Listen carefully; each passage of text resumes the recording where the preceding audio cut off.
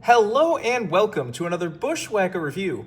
Today we are going to be taking a look at Joey Logano's Pennzoil Las Vegas win from 2024. As always, take a look at the box. Once again, you got the generic Elite Premier Edition box. You got the big, huge box. Got the gold chrome foil logo, Elite Premier Edition. Same stuff on the side. Got the gold chrome edges. Same stuff all around the box. Take a look at the underside of the box. You got your copyright. You see they made a total of 58 of these things. All that good stuff. But here is the car itself. It was so good to see Logano get a win in this kind of, modern version of the Steve Park paint scheme. As before, I love this paint scheme. Its only flaw is that, it has this blank quarter panel space, and that's it. Getting like a modern interpretation of Steve Park's paint scheme mixed with a little bit of the Nissan Skyline, which is such a beautiful paint scheme, so I'm so glad that it is now in victory lane. And this is the only way to get this car last year. For whatever reason, they offered and it got made in 2023, and then they didn't even try offering it in 2024 for some reason. That was very disappointing, but we got a diecast now, and as you can see, this is definitely one of those race ones for the confetti lovers out there. This one is nicely coated in confetti. Of course, to come a few things, you got your little Premier Elite car cover, you got your certificate of authenticity, you've got your card about the Elite Premier Editions. Of course, you have your race-winning sticker and your race-winning stat card, if you want to see that. This was definitely a race that was stolen by strategy, which is not lucky. I feel like ranting about that again. I love people that say that a win like this is not lucky. If you work a perfect strategy and you're able to steal a win away, that's not luck. That's strategy. That's why it's called strategy. The only time I can really consider a win truly lucky is if it's something on the lines of Justin Haley's first Daytona Cup win. Still his only Cup win, but oh, he happened to survive the wreck, and then, oh, it rained, but oh, they said they were going to go back green, so Kurt Busch pitted, and then, oh, now Justin Haley gets the win. That's lucky, fine, okay, whatever. Using fuel strategy or tire strategy or whatever strategy to win a race is not lucky. That's using strategy. That's why strategy is a thing. It's honestly, Paul Wolf is a strategy god, and then I wish he was better at setting up cars, because I wish he wouldn't have to use strategy to win all the races, because there's so many times that, I would love, Joey has very rarely ever had, the fastest car on track, setup-wise, so, I don't know. Anyways, back to this car. Enough ranting. This car looks fantastic. I love this Steve Park-style paint scheme. This year was replaced by the Pennzoil Ultra Platinum car, which did fix, they did add Ultra Platinum back here, so it no longer had the blank quarter panel. And as I said the last time, that car was up since it was up since March. And they only now DNP'd it at the end of August. Because fuck me, I guess.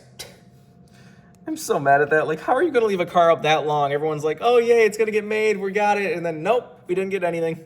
I mean, we're getting a 164. It's not fully DNP'd, but, I wanted a 124.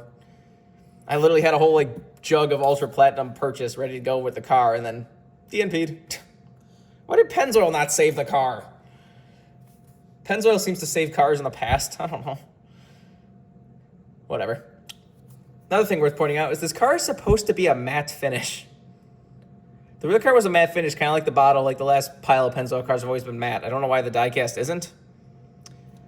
I'm kind of glad it's not, for a reason I'll get to later, but it's just worth pointing out. Anyways, let's get down to sponsors. On the hood, it would say Pennzoil, but it's pretty covered in confetti. As I've always said, kudos to any company that lets their cars stay alone. They don't make them remove a bunch of the confetti so their logo can be seen better. This is how you do it. Kudos to Pennzoil. Anyways, you got Ford Mustang number 22.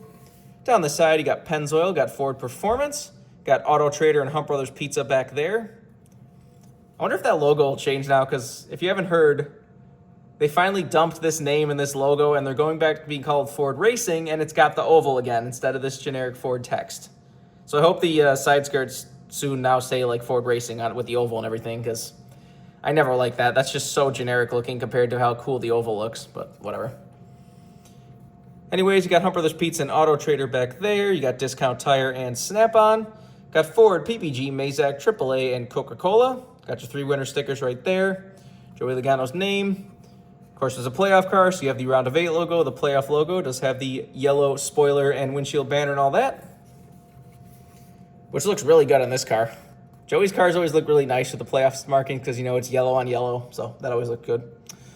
Anyways, on the back, you got Pennzoil number 22 crew. You got a little police badge from Las Vegas. Got the Ford Michigan license plate, number 22.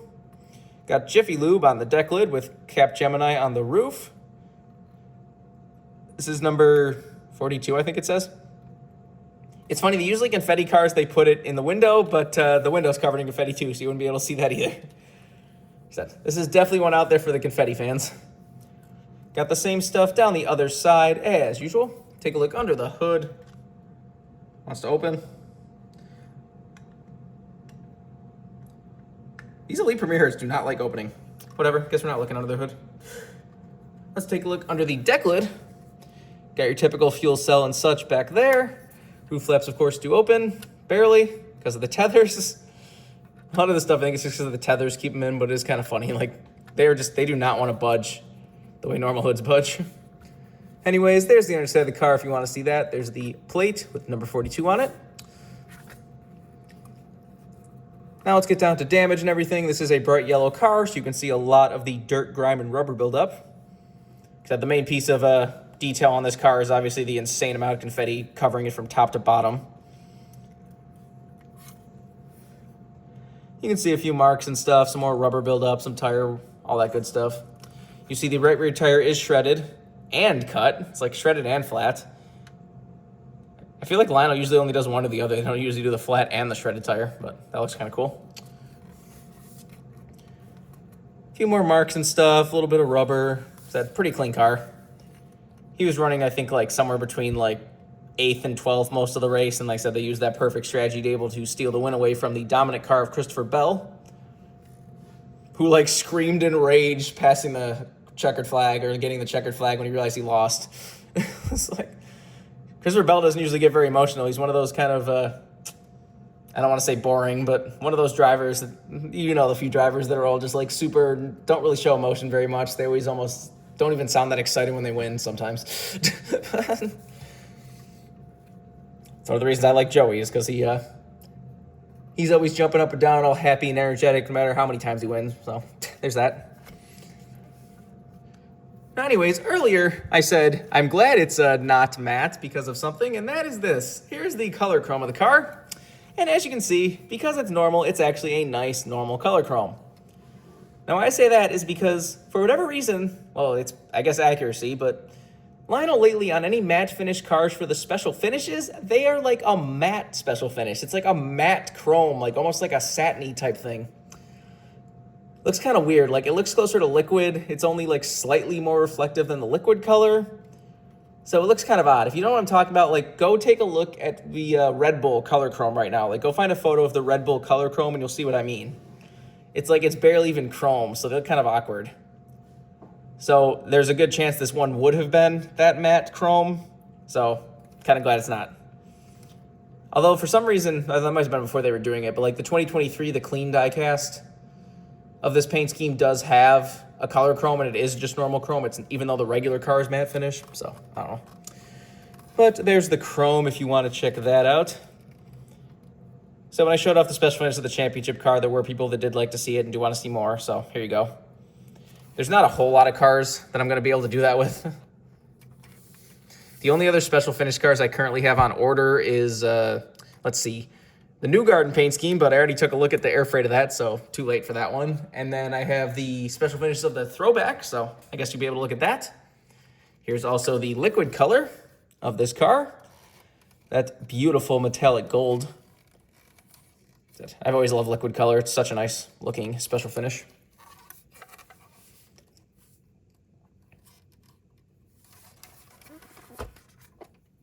But like I said, just cool. I also have the color chrome. They only offered a color chrome ARC of the AAA Texas win. They didn't even offer any elite special finishes, though that was in the whole tariff situation, so I guess they just didn't want to even try offering super expensive diecast at the time. I don't know. Don't even know if that meant an MOQ or not. Car's been up for a while, but as this car showed, that doesn't mean anything, because why would it, I guess? Cars can be up for, half the year and still get DNP'd. Can you tell I'm very salty about that yet or not? Anyways, if you want this card as a brand new release, you can get it right now. I would not be surprised this card gets a little bit rare. Being the ever popular Steve Park type paint scheme, and being the only way to get that version of this paint scheme last year, I could definitely see this card disappearing a little bit. Sometimes the other wins that are close to being the championship win do also occasionally get rare. So, you never know. Remember, for every diecast needs, you can go to circlebdiecast.com, and if you use the code BWhack, you can get $5 off shipping on any order over $30. Just go check that out if you want anything. But I think that's pretty much all there is to say. This has been a review of Joey Logano's Pennzoil Las Vegas win from 2024. Hope you enjoyed, and thanks for watching.